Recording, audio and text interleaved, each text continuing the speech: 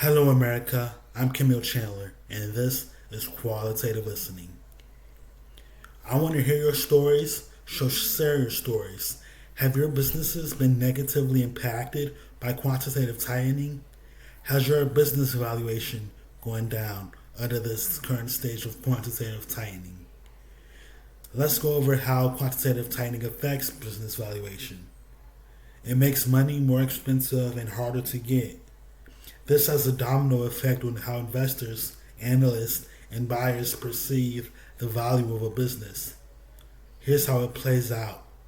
Higher discount rates equals lower valuations. Valuation models like DCF use interest rates to discount future earnings. QT raises rates, which means future cash is worth less today. That makes businesses, especially growth-heavy ones, look less valuable. Number 2, compressed market multiples. Investors pay lower PE, price to earnings, or EV/EBITDA multiples when capital is tight. QT reduces investor risk appetite, so valuations shrink even if earnings stay flat. It lowers growth assumptions. QT can slow the economy and reduce demand.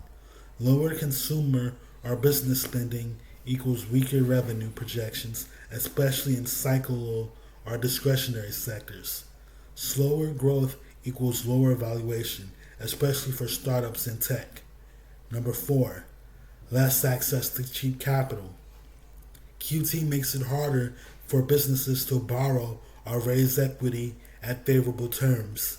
This hits businesses that rely on financing for expansion, R&D, or acquisitions.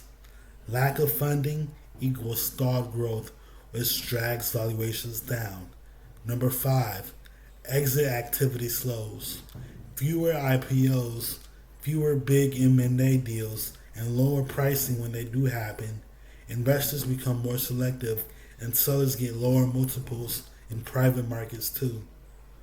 Number 6, real estate and tangible assets take a hit.